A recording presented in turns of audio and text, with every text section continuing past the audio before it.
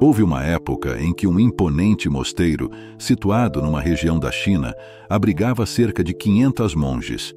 Todos eles dedicavam-se ao caminho da autoconsciência sob a orientação do seu mestre. Um dia, um homem procurou o mosteiro com o desejo de tornar-se discípulo. Ele dirigiu-se ao mestre Zen e disse: Senhor, desejo conhecer a mim mesmo. Quero descobrir a verdade. O mestre Zen olhou para ele e respondeu: Se você almeja descobrir a verdade, deverá arriscar toda a sua vida.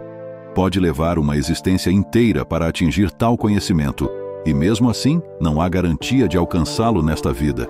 Está preparado para isso? O discípulo afirmou: Senhor, vim aqui sem recuar. Estou pronto para esta jornada. O mestre continuou: Se assim é, então cumpra uma tarefa. Neste mosteiro há 500 monges. Assuma a responsabilidade de bater arroz para eles. Dedique-se a esta atividade do amanhecer ao anoitecer. Quando sentir-se exausto, vá dormir. E ao despertar, retome a tarefa de bater arroz. Não se ocupe com mais nada. Não permita que outros pensamentos o distraiam. Siga este caminho. Além disso, não procure por mim novamente. Eu virei até você quando necessário. O jovem iniciou a tarefa de bater arroz conforme as orientações do seu mestre. Com 500 discípulos no mosteiro, todos dependentes da comida produzida, o discípulo levantava-se cedo todas as manhãs para começar a bater arroz, prosseguindo até tarde da noite. Após o cansaço, ele dormia no mesmo ambiente onde realizava a atividade. Isolado, ele não interagia com ninguém, nem tampouco era abordado por outros.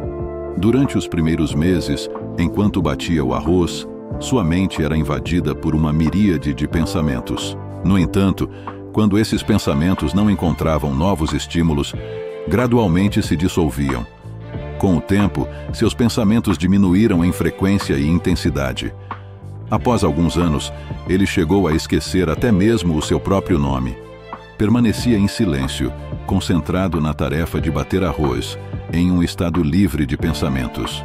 Não praticava meditação, nem lia escrituras. Os monges mais antigos do mosteiro o consideravam insignificante, inferior a eles. 12 anos se passaram dessa forma. Após esse período, o mestre Zen anunciou que seu tempo estava próximo do fim e que era necessário escolher um sucessor, aquele que lideraria o mosteiro após ele. Portanto, qualquer discípulo que tivesse alcançado a autoconsciência deveria escrever algumas linhas perto da porta do mestre durante a noite, compartilhando sua experiência. Muitos discípulos cogitaram fazê-lo. Um dos discípulos mais antigos, dotado de amplo conhecimento das escrituras budistas, era considerado pelos demais como o possível sucessor do mestre. Escreveu: A mente é como um espelho, no qual o pó dos pensamentos e desejos se acumula. Limpar esse pó é a meditação. Quando o pó é removido e o espelho da mente fica claro, a salvação é alcançada. Ao deparar-se com essas palavras na manhã seguinte, o mestre Zen enfureceu-se. Quem foi o tolo que escreveu esse monte de lixo na minha parede? O discípulo mais antigo permaneceu em silêncio. Embora contivesse sabedoria, as linhas eram superficiais. O discípulo mais antigo, inteligente, não as assinou, pois duvidava de sua própria realização espiritual.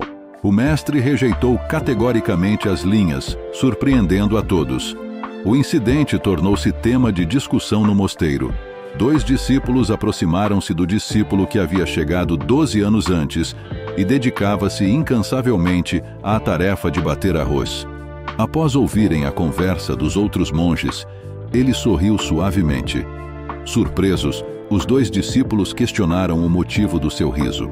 Ele respondeu que ria porque o mestre estava correto. As linhas escritas eram inúteis. Os discípulos, chocados, perguntaram se ele poderia escrever algo melhor. O discípulo do arroz explicou que era analfabeto, mas podia oferecer palavras. Eles concordaram e juntos dirigiram-se ao quarto do mestre. O discípulo do arroz pronunciou algumas palavras, enquanto o outro as escrevia na parede e as assinava em seu nome. esperavam uma reação semelhante à anterior. Mas as palavras proferidas eram extraordinárias. Ele disse: "A mente é apenas uma ilusão. Não há mente nem espelho da mente. Quando a mente não existe, onde o pó pode se assentar? Aquele que sabe disso conheceu a verdade." Ao ver essas palavras, o mestre levantou-se durante a noite e dirigiu-se ao jovem discípulo do arroz que dormia.